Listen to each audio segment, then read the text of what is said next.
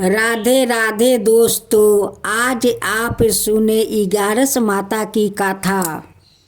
बहुत पहले की बात है। एक सेठानी और सेठ रहा करते। उनकी 2 संतान थे, एक लड़का एक लड़की।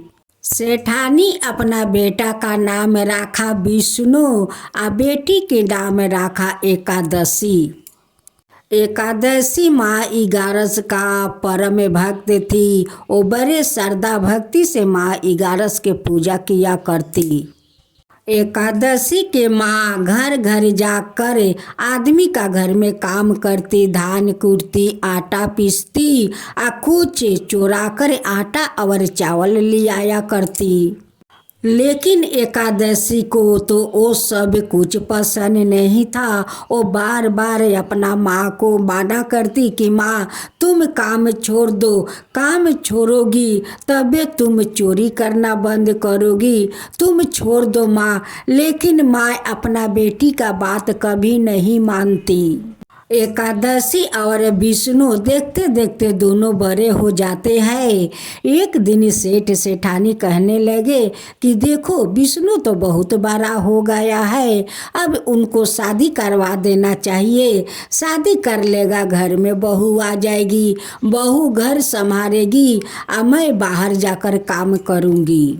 सेठ सेठानी अपना बेटा को शादी करवा देते हैं, घर में बहू ले आते हैं। देखते देखते एकादशी भी बड़ी हो गई। एक दिन एकादशी के माँ अपना मैके चली गई। जाने के बाद एकादशी आदमी का घर में जाकर काम करने लगी। लेकिन एकादशी काम करती तो बड़े ईमानदारी से काम करती। उनके घर जाकर धान कूटती, आटा पीसती, लेकिन थोड़ा सा भी नहीं चावल और नहीं थोड़ा आटा ले आती, कुछ भी नहीं ले आती।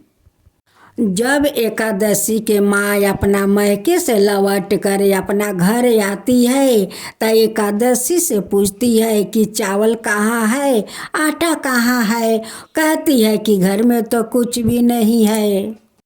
जब एकादशी के माँ काम करने जाती है, सभी लोग कहने लगे कि अब तुमसे हम लोग काम नहीं करवाएंगे, तुम आटा और चावल चोराती हो और तुम्हारा बेटी तो ईमानदारी से काम करती है, वो तो नहीं आटा और नहीं चावल चोराती है, अब तुमसे काम हम लोग नहीं करवाएंगे।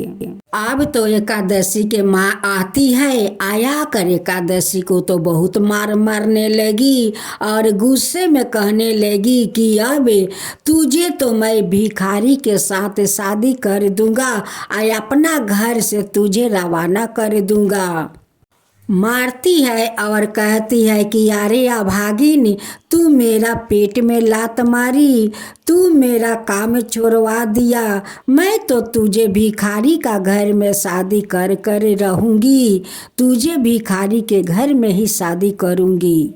उस गांव के लोग भिखार का भगवान मानते थे, क्योंकि कहते थे कि भिखार तो भगवान का रूप होते हैं और भगवान तो भिखारी के रूप में घर घर घूमते हैं। उसलिए उस गांव के सारे लोग भिखारी का भगवान मानते। उसी समय उनके घर में एक भिखारी आते हैं भिक्षा मांगने। अब तक उनकी बेटा विष्णु जाकर उस भिखारी को माथा में तिलक लगा देते हैं। अब तो एकादशी को उसी भिखारी के साथ शादी करवाते हैं। उनकी बहू कहती है कि सासू जी, एकादशी को तो शादी होने जा रहे हैं, आप उनकी शादी में शामिल नहीं होंगे। कहती है कि नहीं, मेरा पास समय नहीं है उस भिखारी का शादी में शामिल होने का, मेरे पास समय नहीं है, मेरे तो बहुत सारा काम है। अब तो सारे गांव का लोग देखकर कहने लगे कि एकादशी को देखो, भगवान के साथ शादी होने जा रहे हैं। अब तो सारे गांव में शोर मच गया। अब तो सारे गांव के लोग कहने लगे कि देखो एकादशी को भगवान के साथ शादी हो रहे है, भगवान के साथ शादी हो रहे है। अब ये सारे बात सुन कर एकादशी के माँ बहुत परेशान हो जाती है। फिर जाकर एकादशी को मारने लगती है।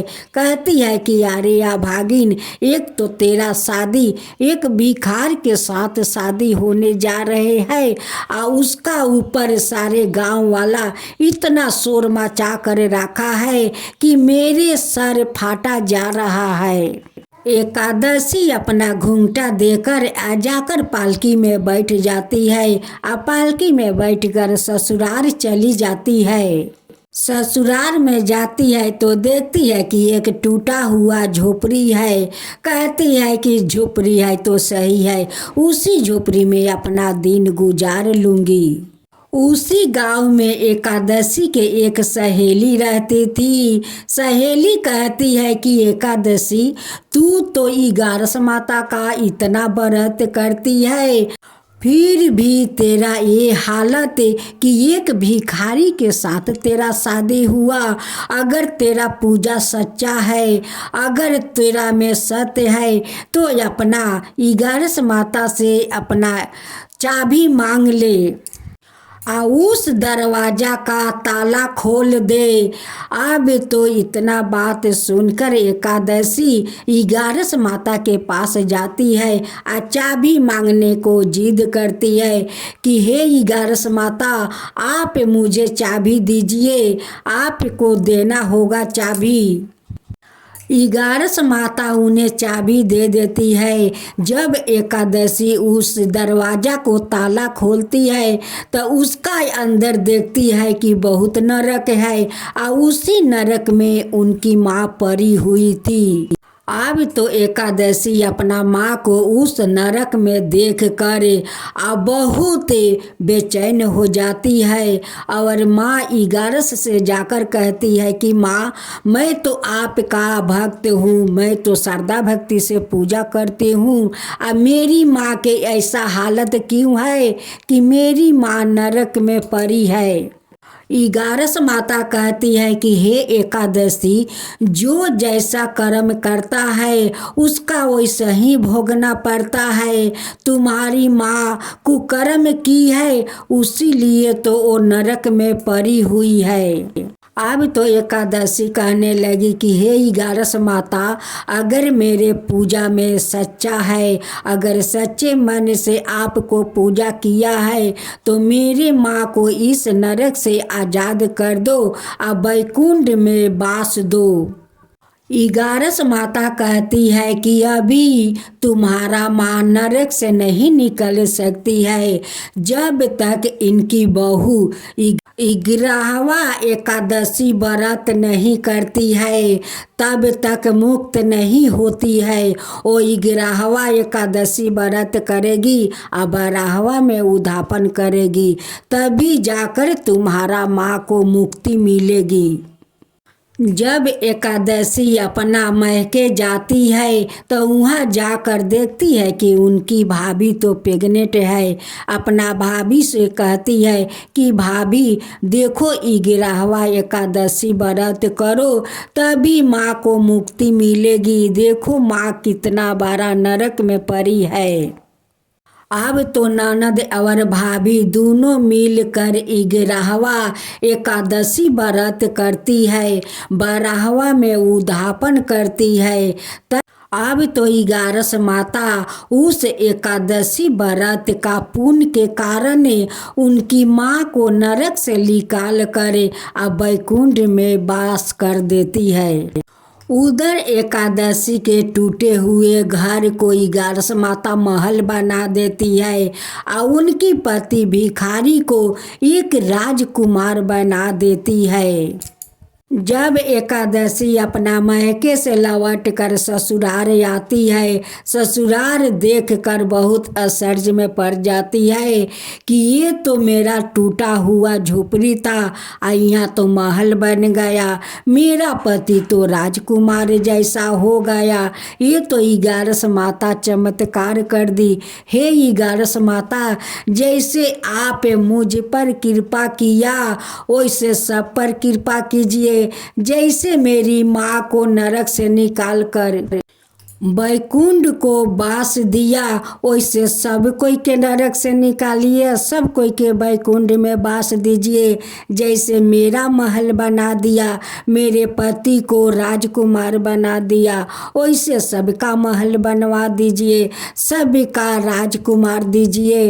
हे ग्यारस माता, मेरा जैसे सब पर कृपा कीजिए। जो आपका कथा कहे, जो सुने, जो हुंकार भरे, उन सब का ऊपर कृपा कीजिए। हे ग्यारस माता, सबका ऊपर कृपा कीजिए। ग्यारस माता की जय हो, ग्यारस माता की जय हो, विष्णु भगवान की जय हो, विष्णु भगवान की जय हो।